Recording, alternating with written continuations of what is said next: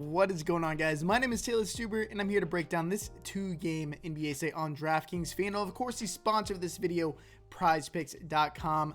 First and foremost, I really do appreciate your viewership and you guys being here. If you guys haven't already, make sure to subscribe, like this video, and then comment below with your favorite play of the day. If you find this video to bring you any value whatsoever, I would really appreciate if you guys could do that. Let's run up the numbers, really help out my YouTube algorithm.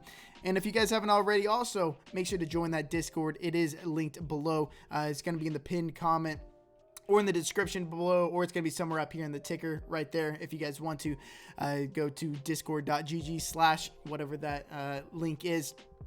Almost 1,000 members in there. I think we have 955. So would really appreciate if you guys could join over there. And I will be live streaming an hour or about 30 minutes before lock, since it's only a two-game slate at 7:30 p.m. Central Time. Remember, guys, this slate starts at 8 p.m. Central Time.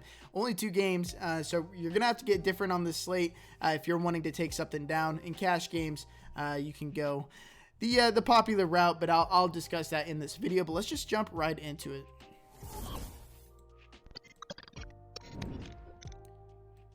So we will start with the Oklahoma City Thunder at the Denver Nuggets. And before we get into this, if you guys want to get different, this is a strategy you can employ, and I would recommend just playing cash or GPPs today, since it is only two games. If you want to get different and get an edge over the field, possibly maybe predict one of these games blow out. Now, normally I would not suggest doing this, but since it is two games, if you think that one of these games blow out, maybe go super heavy on the other game that you think doesn't blow out, and then just play one or two guys from the other one. Or both games could more than surely go down the stretch and be close, and everybody would get full minutes. So something you're going to have to decide if you're playing multiple lineups to maybe diversify it. But the Thunder at the Nuggets, at 221 over-under. Nuggets are 9.5-point favorites. Maybe this game blows out. Who knows? I mean, the Thunder aren't the best team this year. They're without Al Horford as well. But yeah, Al Horford, Ty Jerome, Trevor Ariza, they are all out. Trevor Ariza really hasn't played all year. I don't know if this guy's actually even going to play for the Thunder. Horford's out for the foreseeable future. We should see Isaiah Roby continue to start in the absence of Al Horford. He's been on pace to play 28 to 30 minutes in each of the games that Al Horford has missed, but he has dealt with either foul trouble or blowout that has kept him off the court and keeping him from getting his full potential of minutes. But again, he's only 4.1K, probably going to be the chalkiest play, if not the chalkiest play on the slate on both sites. But for good reason. He has an 18.1% usage rating, 13.9 total rebound percentage, averaging 0.92 fantasy points per minute. He's way too cheap. The best value on the slate, because we already know Al Horford's going to miss. I don't know why they haven't brought up his price tag more, but I mean, I'm going to be getting to a lot of them, even in GPPs. Mike Muscala is going to be the guy off the bench who's going to fill in for the rest of those center minutes. Now, if you think that he gets in foul trouble against Nikola Jokic or the game blows out, Mike Muscala could get extended run. He's a good fantasy point per minute producer, only 3.4K. That's one way you can gain an edge over the field. But Shai Gilgeous-Alexander continues to lead this team. A 25.7% usage rating, 8.4 total rebound percentage, 30.1 assist percentage, averaging 1.18 fantasy points per minute. Now, he's my second highest projected player on the slate from a raw projection standpoint. Like him on Draftkings Fanduel, I like him a bit more at 8.6K. If you think this game does stay competitive, it's going to be because Shai Gilgeous-Alexander is having a good game, and we've seen the upside that he's had all year. He's scored over 50 fantasy points multiple times this year. And then Kenrich Williams, he has slowly but surely been getting into this rotation. He's only 3.6K, but it has a lot to do with the last couple of games, what he's been shooting. 4 for 5, 6 for 6. Now, I don't think that continues whatsoever. I think getting games like this are more than likely, where he's playing like 15, 13 minutes, scoring sub 10 fantasy points. Not going to fall for the Kenrich Williams stuff just yet. But over here on Prize Picks, they have him at, where was it? It's at the top. I'm blind. I can't see. 22. I love the under on Kenrich Williams at 22 fantasy points. He's been eating into Darius Baisley's minutes, but that's because Kenrich Williams has been shooting so well, and they kind of just left him on the court deep into the fourth quarter. So if you guys are playing over here on PrizePicks, I like the under on Kenrich Williams. And if you guys really want to help me out, make sure to sign up and deposit using code Taylor, TAYLOR. Link is in the description. You'll receive a 100% match bonus up to $100. But again, on the point of Darius Baisley, he should be playing around 32 minutes. The last 2 games, he has dealt with the blowout, and then the last game, Kenrich Williams was playing so well, led that comeback against the Chicago Bulls, and they just kind of ran with the some of the backup players for the Thunder, and that Kenrich Williams was a part of it, and Darius Baisley lost some minutes due to that, but I would fully expect him to play around 32 minutes if this game is indeed competitive. Move over to the Denver Nuggets. So Michael Porter Jr. continues to be out. But outside of Jamal Murray and Nikola Jokic, the minutes are very, very fluid for this Denver Nuggets team. Whoever's playing the best on this team is going to see extended run, and it doesn't matter if they're off the bench or if they're starters.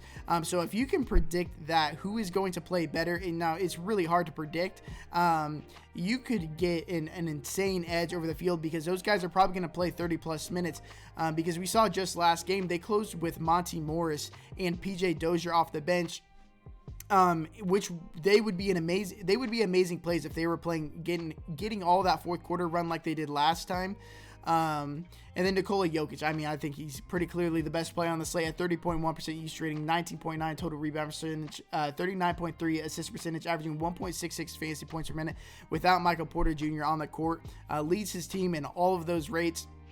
But guys like Monte Morris, PJ Dozier, so you have a lot of opportunities to see them play big minutes. So if this game plays big, or if this game blows out in the favor of the Nuggets, PJ Dozier and Monte Morris are going to play bigger minutes. Or if they're playing as well as they were last time, they might just close with them and they can play near 30 minutes.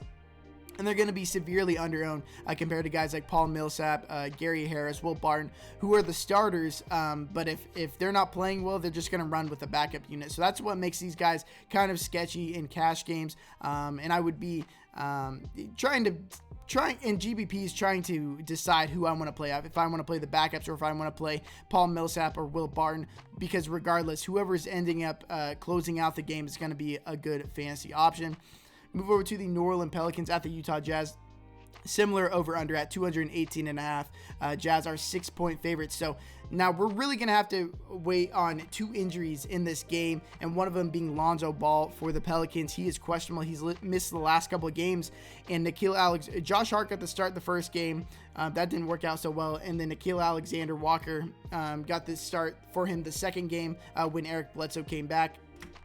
So if Lonzo Ball misses, expect Eric Bledsoe and Nickeil Alexander-Walker to start in their place. Over on FanDuel, I mean, these prices are ridiculous. 4.9K for Nickeil Alexander-Walker, and then 5.5K for Eric Bledsoe. Absolutely love both of those guys. Bledsoe at 23.2% use rating, 27.3 assist percentage, averaging 1.05 fantasy points per minute without Ball on the court. Should play 30-plus minutes. Nickeil Alexander-Walker, 26.5% use rating, 18.3 assist percentage, averaging 1.11 fantasy points per minute. Should play 30-plus minutes as well if Lonzo Ball is out. So really going to have to monitor the minutes or the injury situation on Lonzo Ball. But luckily, both these games start at 8 p.m. Central Time, so we will get that news ahead of time. And then Steven Adams, I think that he might play a couple extra minutes in this game, given the matchup against Rudy Gobert. We've seen him play 35 minutes just a couple of games ago.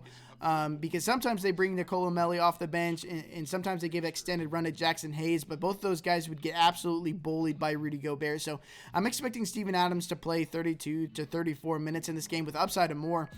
He's almost a fantasy point per minute, 0.91 fantasy points per minute so far this year. Don't mind him whatsoever at 6.1K.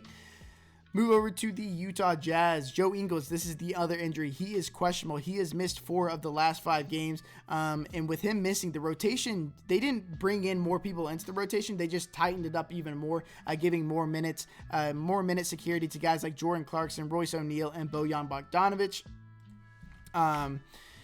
And so I don't mind any of these plays. Bojan Bogdanovic, only 5.3K. That seems a bit too cheap. Royce O'Neal, 5.2K. Jordan Clarkson, he's the guy with immense upside. He's a 26.6% usage rating, 1.16 fantasy points per minute. And then guys like Donovan Mitchell, Rudy Gobert, assuming this stays competitive, are 2 of the best plays on the slate. I've been saying it over and over again. Donovan Mitchell started the year off shooting very, very poorly, but his true shooting percentage has come up. He does retain a 31.9% use rating, 25.1 assist percentage, averaging 1.12 fantasy points per minute. Gobert, 1.2 fantasy points per minute. Mike Conley, 1.14 fantasy points per minute. So if this game does stay competitive, the starters plus Jordan Clarkson off the bench are very, very enticing. This New Orleans team isn't as nearly as fast as they were in years past, but it's only a 2-game slate. So I like these guys a good bit if this game does stay competitive. But if you guys want my full game notes, my cheat sheet, my full FanDuel lineup, make sure to join that Discord. The link is below. Please, I would advise you guys to join that. We're almost at 1,000 members in there answering questions all day long. But I really appreciate you guys being here. If you guys found this video to bring you any value whatsoever, would really appreciate if you guys could subscribe, like this video, comment below, anything you want just to help out the YouTube algorithm. But best of luck today. I'll see you guys later in the Twitch stream. And until next time, peace.